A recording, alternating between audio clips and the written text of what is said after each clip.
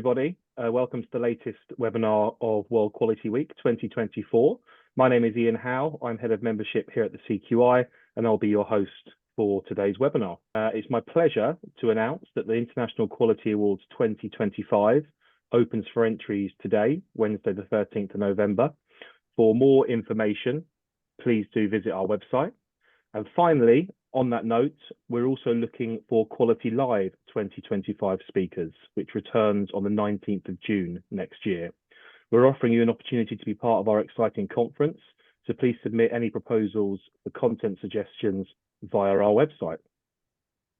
So moving on to the topic of today, the topic and subject of learning and development is certainly high on the agenda in the world of quality as we speak, and I'm sure over the next hour, you will gain some valuable insights into the work that has gone into the Mott MacDonald Quality Academy. So without further ado, I will hand over to Judith to introduce our guests today. Lovely, thanks Ian. Next slide please, Emma. So as Ian said, I'm Judith Ward. I'm Mott MacDonald Programme Director for Quality, and I'm the Academy sponsor, which makes my job really easy, and indeed this communication really easy, because my team are doing most of the heavy lifting in relation to the development of this concept. So with me on the panel, we have Emma Jane. Hello, everybody. Thank you very much for joining us. My name is Emma Jane Willis, and I am a quality manager at Mott MacDonald. And Dr. Evie. Good morning, everyone. My name is Dr. Evie Pisa, and I'm the program leader for the MSc Quality Management in the University of West of Scotland, not a small name, and I'm working with the team on what it's the topic today. Thank you. Thank you. And Joycelyn. Hello everyone, good morning. My name's Joycelyn. I'm an assistant quality manager at Mott MacDonald, and I help Emma out with coordinating everything for the Quality Academy. Thank you. Perfect, thank you. So for those of you who've not heard of Mott MacDonald, I thought it's useful just to give a bit of context. So I stood up the quality team in Mott MacDonald as a dedicated support function, probably just over three and a half years ago. Now, key sectors at Mott MacDonald cover are listed there: infrastructure, energy, transport, defence, and so on. So we looked to coordinate the teams, or we had individual people based in projects. We felt from a technical excellence viewpoint, it was useful for us to unite the team within our specialist advisory service offering, and the team were brought together and stood up as a dedicated quality function, like I say, just around about 3 years ago.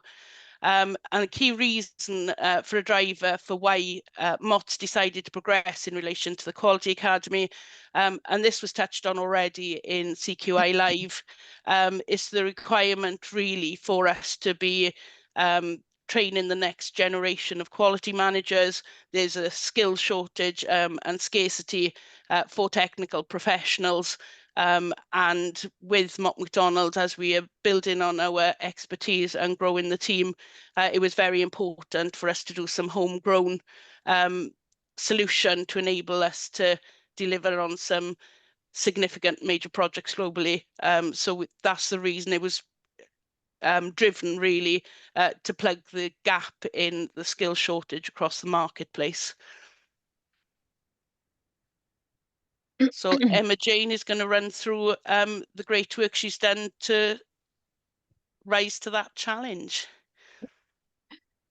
So at Mott MacDonald, the challenges that we face are not really that different from the challenges that the whole profession are facing, with global shortages of staff and increasing workloads, and then also there's, as everybody knows, the aging workforce that we need to safeguard our profession in bringing in new quality managers. So this was our goal within Mott MacDonald. So in order to address this issue, we have looked at our own internal training. And currently, well, at the time, we didn't have any training that we could offer to quality managers. So we created the Quality Academy with a 3-level structure. Level 1 being in-house training, which we didn't have. So that's where we started off creating our in-house training. And that's very much for anybody new, completely no experience of quality management, to encourage new people into the profession. We also have our professional certification route, which is in line with our professional development maps. And then level 3 would be looking at academic qualifications.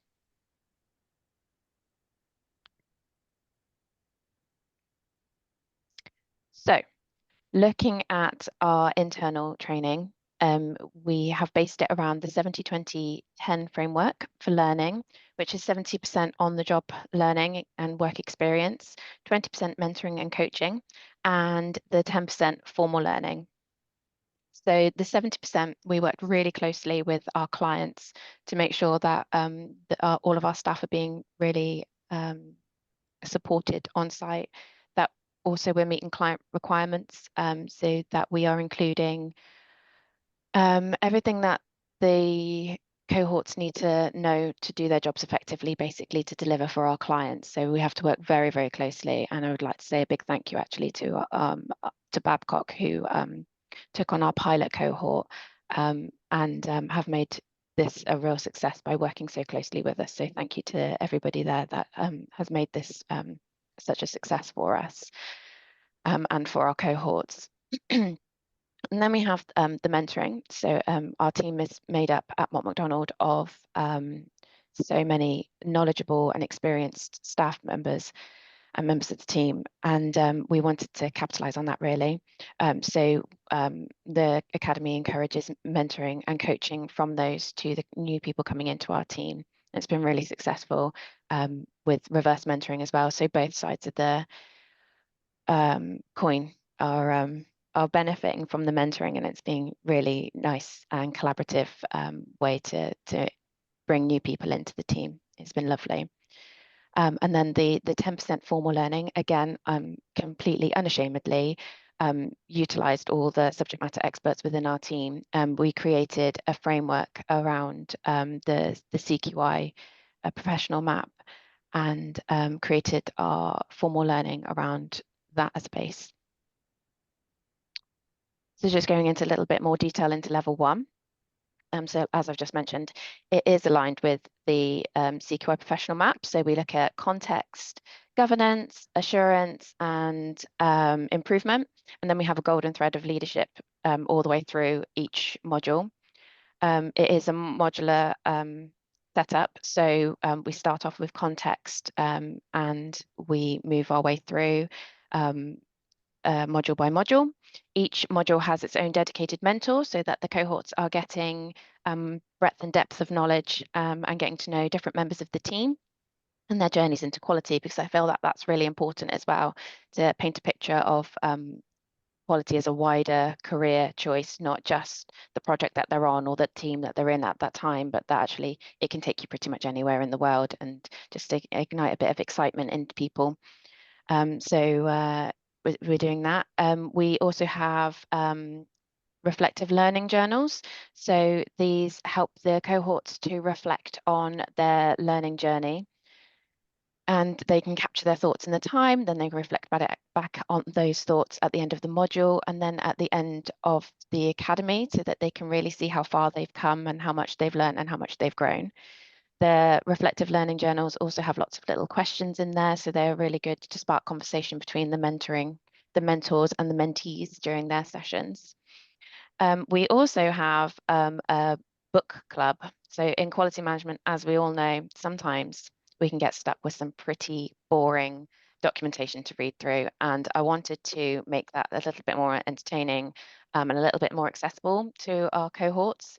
So we have the Make It Less Boring book club, where we go through all the assigned documentation, we read them in isolation, then we come together in a more interactive way, and we discuss the things that we found interesting, and they can raise any questions that they might have, but we also relate it back to the ISO standards. So we're always trying to connect the dots for everybody between the ISO standards and the documentation that they are seeing on their projects.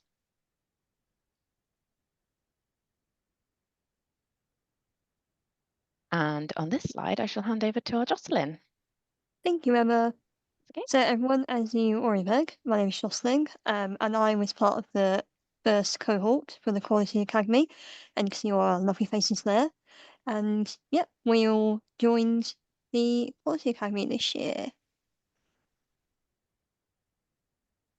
So I'm just going to take you through my experience so far in the Quality Academy. So as Emma has touched upon, it is based upon the CQI framework, and it's been split into modules of context, governance, assurance, and we are now on to our improvement module.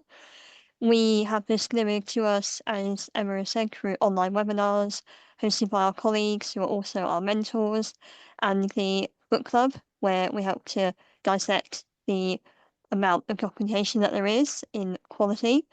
And then we also have our reflective learning journals, which are one of our colleagues so kindly put together for us, which we use during each module to put down our initial thoughts, and then it's also something we go back to at a later stage, like we are now, and just to see how much our knowledge has come across since then through the Quality Academy, and also using that when we've been working on our respective projects. We've also had the opportunity to do a few training courses this year, one being an internal auditor course for ISO 9001, which I think we all really benefited from, especially as it was delivered using role play. We all found this very interesting, and especially as I think I had a bit of knowledge on auditing because I've been in one before, but I don't think my colleagues had any knowledge of auditing at all, so we all found that really beneficial. And especially for myself, I was wondering how they come up with audit questions. So it's really interesting to find out how they come up with the audit questions. And we're also using this to go forward to take part in audits ourselves and help facilitate them. We did a quality in construction training course, which again was really relevant to our projects we're working on. And we had a lot of our colleagues there who again have a lot of experience, which they're able to share with us, as obviously we have little to no experience. So that also really helps us when we were on site, as well as during the Quality Academy. Myself and my colleague Jagbir attended CQI Live this year, when we of course saw Jude get her little award. And again, it was a great networking opportunity for us. And attending the webinars I had done this year, we found really interesting. And we also have managed to do a little tour of a submarine, ex-submarine, HMS Courageous, which I would not recommend if you're very tall or don't like tight spaces. But it was, again, very interesting and something I never thought I would be doing, but there we go. And we've also had some client away days with Babcock this year, which again has been great for networking, getting our colleagues experience what they're doing on their projects, and again, keeping that open communication through project to project. Next slide, please. So I've been with my first cohort. We will be working with Babcock on the DL project down in Devonport. So our main aim down there is we help to support whichever team we've been assigned to carry out quality management activities to ensure they meet the required standards of that project. We are teamed up with a senior member on that project, and they're kind of like our little mentor or someone we shadow, and just doing general quality management activities. We've had during this time a chance to look at a lot of obviously key quality documentation, help to review them. These include quality plans, your ICPs, a lot of ICPs in my case, welding and NDE plans, and also a few LCQRs. And again, it's helped to use that knowledge we've learned in the Quality Academy and see it in the real world, which I think really helps to get that knowledge across to us. So some key takeaways we've encountered so far that we thought of as a team was we've really learned the importance of effective communication, which I know is relevant in any project, in any line of work really, but you can always see in quality when there's good communication versus bad communication and how that impacts a project. So good communication is extremely key. Continuous improvement, obviously, it's in the CQI framework. It's a module that we're currently working on. It's very key to the delivery of a project. During lessons learned, I did that in my previous work on HS2. And again, it's extremely key. If you don't have lessons learned, obviously, you're not going to be able to do your plan new check act or carry out your CQI framework. It's extremely important. The importance of the relationship between projects, as I've mentioned, we have our client away days. We have them as well in Mott MacDonald itself. And again, it's extremely key. It's a place for us all to come together, share our experiences. You talk very openly. We can help each other out if there's something on the project. Someone else might have an answer to it, or say, I've done this. And they go, oh, I'll try that as well. And vice versa. And it's just very helpful and helps everyone in the long run, always working as a team. And the importance of some quality awareness. So a slogan of safety first, quality always. Health and safety is of course very important, but without, in my opinion, without good quality, safety will not happen. So both of those need to go hand in hand for any project to be successful. And next slide, please, Emma. And then here's some Academy feedback so far we've had. I see lots of positive feedback there. And I've been asked to mention this, so I will. In September, I managed to achieve my PCQI grade from the CQI. So I think that just show that the Quality Academy does work in getting the knowledge across and enable us to go into the real world and become good quality professionals. Thank you. Thank you, Joycelyn. So level 2 aligns with our professional development maps, which we have across Mott MacDonald, which allows us to explore different certifications where majority of the team are cross-disciplined. So we have environmental management and health and safety information management, but also the usual ISO 9001 internal lead auditor. So once the cohort has gone through the internal academy, they then transfer directly onto just the normal training development where they can kind of pick training that suits their project or their personal interests and where really they want to take their career.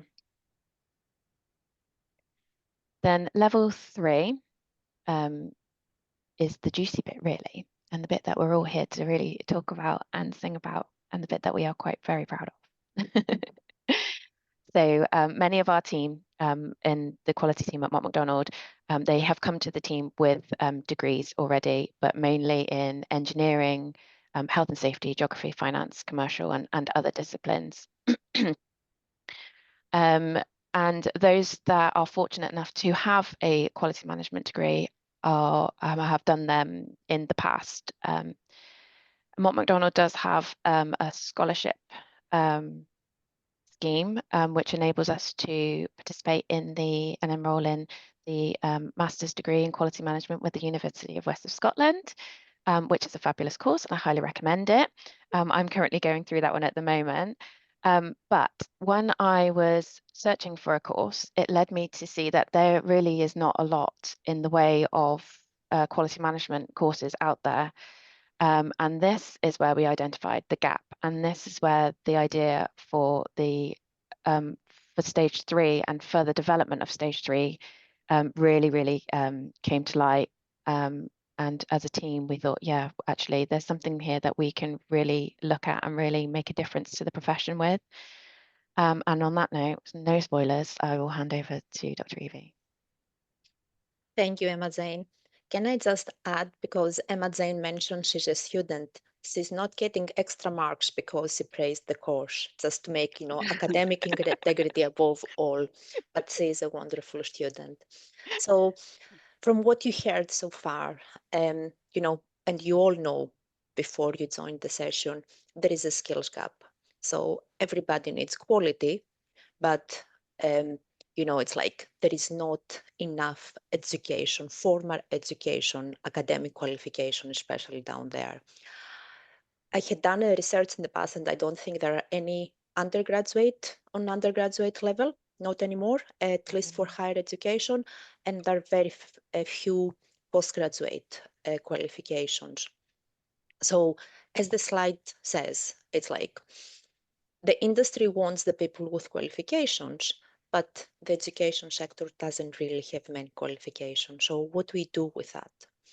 And it's like, this is where this conversation started. It's like, we're doing something, you know, we need to have this extra academic, how can I say, it's not stamp of approval, but to have the academic qualification. As the MSc runs at the moment, I'll give you a little bit of context. We run on pace on campus, and we run on distance learning. So from my experience teaching distance learning students, and some of the names I see on the participants, they've been students in the past, we take the people that they're doing the quality management, and I'm assuming that quite a few of you are what they call the accidental quality manager. I don't think many kids wake up in the morning and said, I want to become a quality manager, you know, as a profession. So there is this kind of like what a quality manager does. And on the other side, there is not, you know, as you said, the undergrad and very limited postgraduate qualification. So essentially, when we were start talking about the Quality Academy, it all fell into place. It's like joining the dots. Take the people that they have the will, and you saw from the experience of the team, there is the will there, that they doing the work. You know, you build this foundation from the work experience, from the mentoring, from the amazing, not so boring group clubs as well. You get the perhaps the professional qualifications, and then we kind of top it up with an academic qualification. So our distance learning students, as said, sometimes they come with the knowledge, and then it's like we put the theory, we frame the theory around this knowledge. So trying to answer the question, where do we go from here? It's like based on statistics, and I will not extend too much from that. I'm not giving you a lecture. 57% of quality professionals transitioned from other fields, and you will know that. And my wonderful panelist mentioned that already. And then we do have the professional membership as well, which complements this continuous professional improvement. But as we said, academic pathways are a little bit limited. Why? There is a demand for that. So if we go on the next slide. So I said, we're bridging the gap, or we're joining the dots. So what we want to do through the Quality Academy is we have the academic rigor. So it's like the team already doing fantastic work, but it's like if there is a postgraduate certification that they can, or an undergraduate certification that they can hold, it's like it's what the industry wants. It aligns with what's happening in the UK and across the world as well, because I see a lot of international participants, and it's wonderful to see that. It contributes to the industry needs, either it's skill gaps and quality management gaps, and then you've got the work that Mott MacDonald do, which is so diverse in so many different countries and in so many different sectors. So we don't just teach the theory, it will be something that were based on the people's experience, on the sectors that they work, so it will make sense, so people can relate with that. And of course, everything, as we said, it's underpinned by the Charter Quality Institute qualification. So this is, you know, the extra bonus. And the last bullet point results in well-rounded program that prepares students for the workforce. It's like many of them, they will be already on the workforce, but it gives them this extra, equips them with the extra knowledge to say, now I understand that I may be doing root cause, but now I know what it means. Or many of the tools that you use every day, you know, you understand them better. And I think this is the last one. So what we're aiming to do is to have something that it's applicable across industries, but not just on the theoretical concept. So we have already certain modules, and we will modify them to match the demographic. So things that you see the titles on the slide, quality management fundamentals is like, what's the difference between quality control, quality assurance, quality management systems, and then we're talking about total quality management and excellence. The different tools and techniques. I will come back to the client focus, the project lifestyle, and the cost of poor quality. We know quality or lack of costs money, but we do not, invest always as much in quality, which is a nice oxymoron by itself. And the middle one, the client focus and stakeholders requirements. The course as it is manages the hard skills and the soft skills, because you can have the equipment, you can have the Lean Six Sigma, you can have, all the expertise and the best state-of-the-art technology, but at the end, we deal with people, and we need to know about leadership, about communication skills.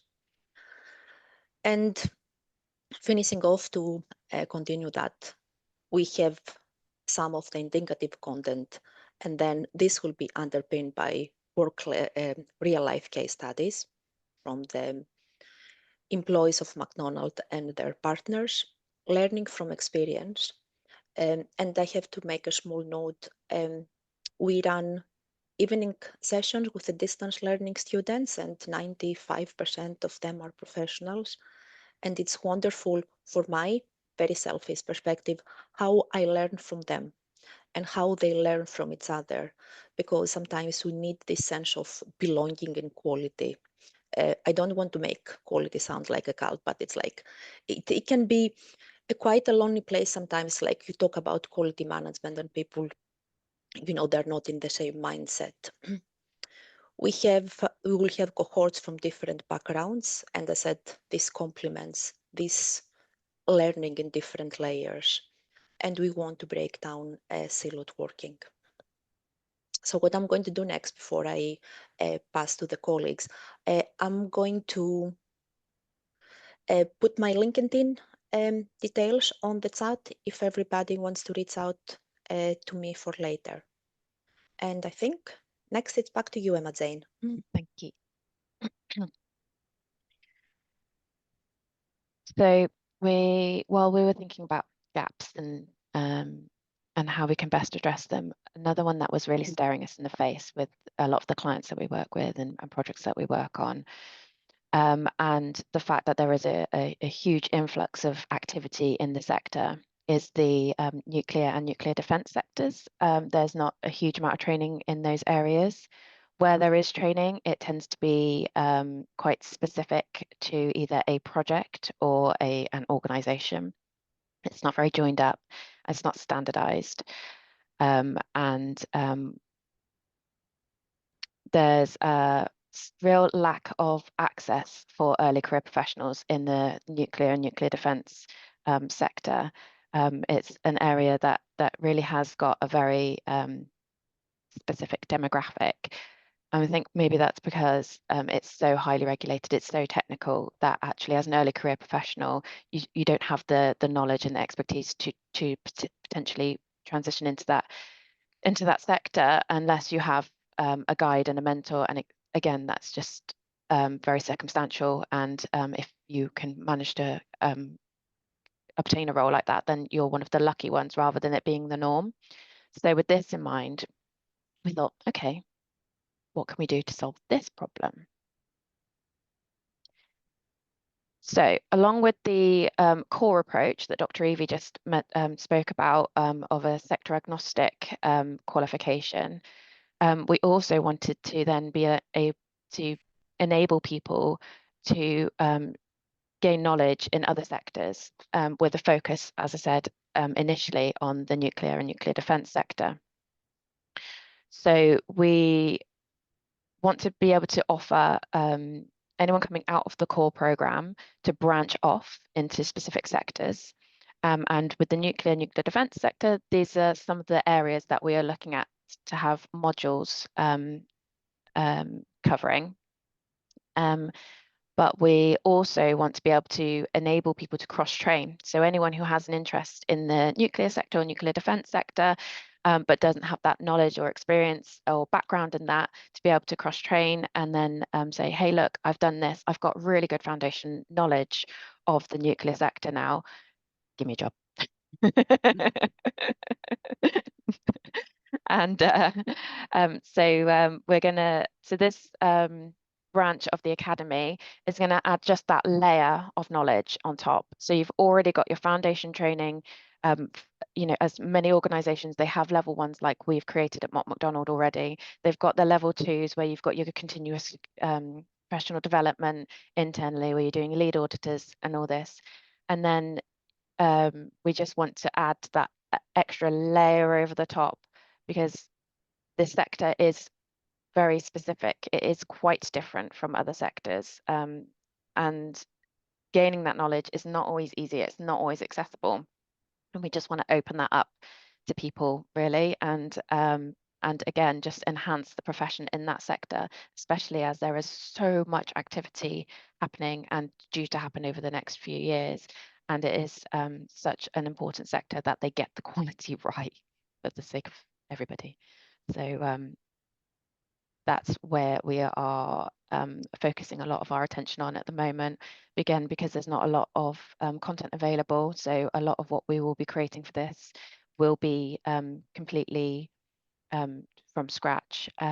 However, we are leaning on the good networks that we have within the sector. So we're reaching out to industry bodies, to government bodies, to professional bodies as well. So we've got the nuclear specific, sorry, can't get my words out, the nuclear special interest group with the CQI. We'll work closely with them, other industry partners that we, and our client network, but also getting the government bodies involved so that we can make sure that anything that is created is exactly what is fit for purpose and meets specifications and actually meets the need of the industry, not just, oh, we thought this would be a good idea, so we wang some stuff out there. We actually want it to be useful and of benefit to the sector and to the profession.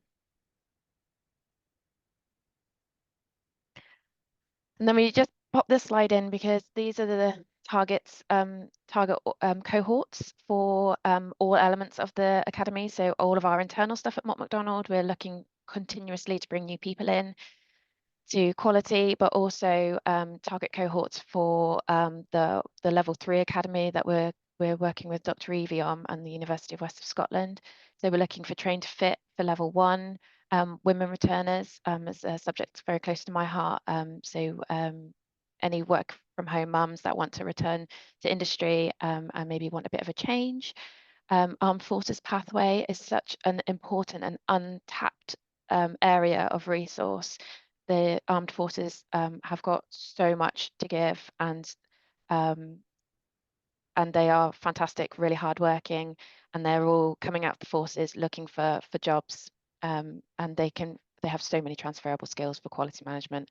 So that's absolutely one of our target areas. And then we're looking at obviously getting into schools and colleges and doing STEM demonstrations and things like that. And then obviously we've got your traditional routes for graduates and apprentices. But I mean, this list isn't exhaustive. It's anyone who really has a quality mindset is more than welcome. And we just want to get out there really and encourage people into the profession that we love so very, very much. So just to summarize, we are looking to create academic qualifications that run in parallel with apprenticeships. We're not looking to replace apprenticeships, but we just want to create a path that used to be there, but for whatever reason is not there anymore, for people who don't want to go down the apprenticeship route, who want to go down a more academic route.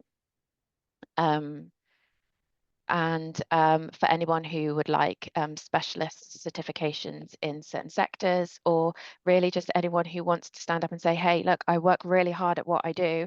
Here's my certificate that is nationally recognized, and no one can really doubt the fact that I really do know what I'm talking about. And micro credentials to enable people to move from sector to sector easily, seamlessly, with armed with the information that they need to do that, and empowering people really to be the best quality professional that they can be. And at the same time, we will be working with the CQI to make sure that everything is accredited with them, and potentially with the APM as well, because we all know that our project managers cannot benefit from this training, and vice versa. The APM has a lot to offer for quality managers too, but our main focus obviously is the CQI. Over to Jude. Well, thank you very much to the panel for being very clear in outlining our vision and our solution. I think you've done an amazing job, and I'm sure the people listening have benefited. So we've had to focus initially, obviously, on solving our problem and delivering breadth and depth of training for my team directly. But as we've been progressing and delivering successful outcomes with our cohorts, we have gathered attention within the business, and therefore there is a potential opportunity for us to look at developing further training opportunities. And initially my thoughts were around maybe following like IOSH directing safely, so that we've got a senior leadership for quality, and we think that's really important, that we've got our leadership leading by example, and also looking at particular cohorts within our business, looking at our designers or our commercial leads and procurement, project managers and so on, but giving the quality lens for what those people actually need to know, the fundamentals they need to know to enable them as an integrated service to better understand quality principles, and being able to deliver right first time is really quite key. At this point in time, that's currently more phase 2 or even phase 3 of this development, albeit the feedback from our industry partners that the senior leadership thing actually may well need to be prioritised. So we are still in discussions with that. But some of the other cohorts, it'll be further development rather than currently as part of the core cohort. One key point I did want to pick up around the micro credentials, for me is really a critical success factor, that the micro credentials are able to stand as individual CPD modules in their own right, and attract CPD points but to enable people who are already technical professionals, if they want to cross train into a different sector. I think the micro credentials need to stand alone as a kind of a top up, I suppose, to existing experience and learning. So I think that's really quite key, and we just need to make a bit clear. Next, please, Emma. Okay. And it would be perfectly remiss for me not to look if we can actually mine all your technical expertise. We're already working with quite a great strength and cohort within the nuclear and defence sector. We will in due course be looking to look at micro credentials across other sectors. As I said, we were looking to particularly solve a problem and a need that we had in our defence sector, which is why this is the pilot cohort that we're doing. And as I said at the beginning, Emma, Jane and Joycelyn are managing this improvement objective within the business, and we've asked CQI are comfortable with sharing these contact details. So if there's anything that you want further information or want to get involved in, then feel free to meet out. And I did note that Dr. Evie has also put her LinkedIn details in chat, and that's perfectly sensible for us to share, Emma, please, our LinkedIn details as well. No problem. Thank you. Well, we're on the hour, so thank you very much on behalf of the CQI and all the participants, to the panelists for producing such an engaging and informative webinar. I found it really interesting. I can see from the comments in the chat that other people have as well. So on behalf of the CQI and everyone else, once again, thank you very much. To everybody on the webinar, as we mentioned, all the information will be sent out to you via a link, so you'll be able to view the slides and also see the webinar recording on YouTube as well. Thank you very much for joining us today, and we hope to see you on some other World Quality Week events later on in the week. Thank you very much. Thank you. Thank you. Thank you. Thank you.